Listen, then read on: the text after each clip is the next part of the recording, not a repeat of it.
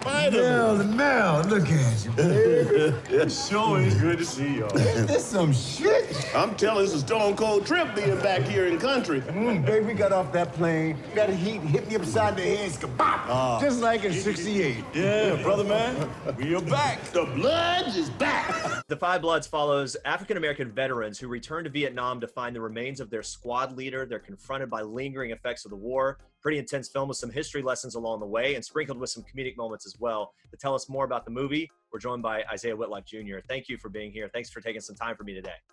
Thank you. You bet. Thanks for having me. Let's talk some about what's going on in the country. Obviously, everyone's attention right now, and really globally, not only in the country, but you know, pointed toward moving civil rights forward, addressing these issues of police brutality, and bringing about greater awareness of injustice.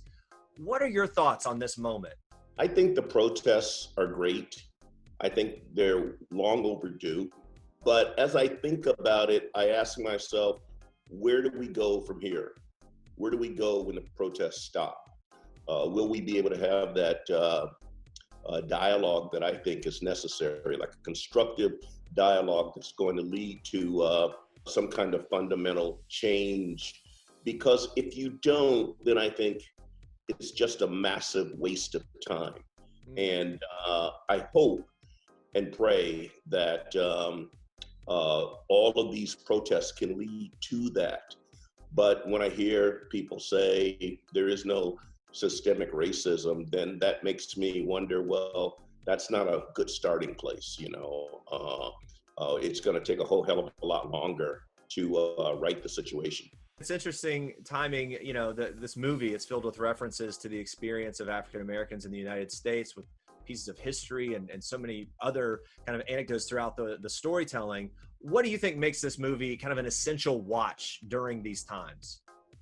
Because I feel that when you look at parts of the movie, you begin to realize not much has really changed over the past 40 years since the last sort of uprising in regards to civil rights.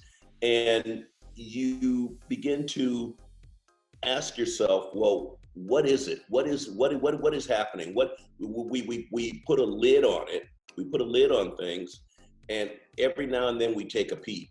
Eric Garner, we take a peek. Aubrey, we take a peek. And now the lid has like come off.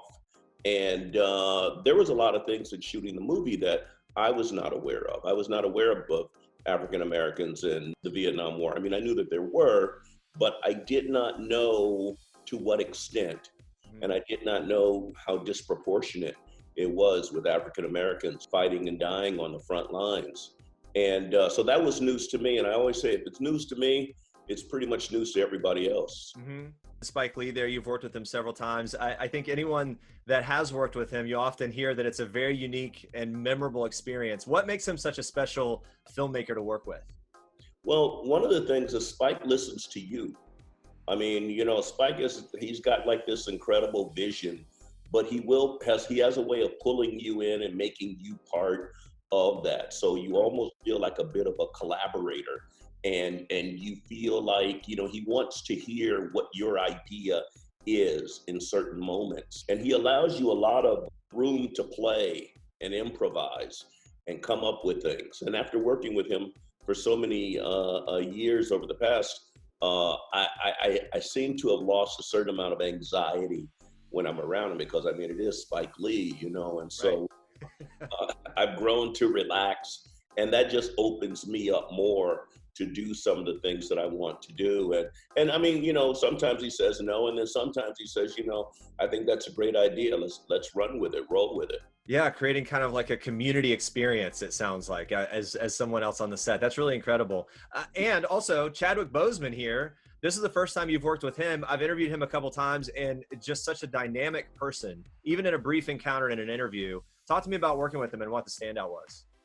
Well, the great thing about Chadwick was that he came in later to do his scenes. And I was amazed at how he just blended in to the fabric that we had created for almost a month before he had shown up. And after about a day or two, it felt like he had been there the whole time. There was a seamlessness to it that really added, and we really got around him as the squad leader and really believed that he was the guy who was running that squad 40 years ago.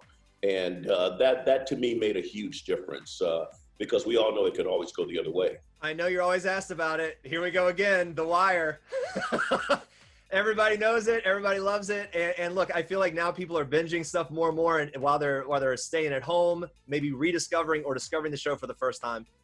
I don't know if it's given you a moment to look back or if you've ever stopped thinking about it, but from your perspective, when you look back on that time, what stands out? When I think about The Wire, I just think how I ended up in the show. I was only supposed to come down and do a couple of scenes.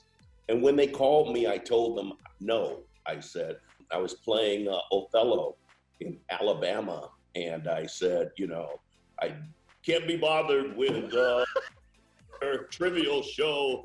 Tell them that Othello says no. And my agent called me again and he said, are you sure? I said, no. I said, I don't want to miss a performance down here.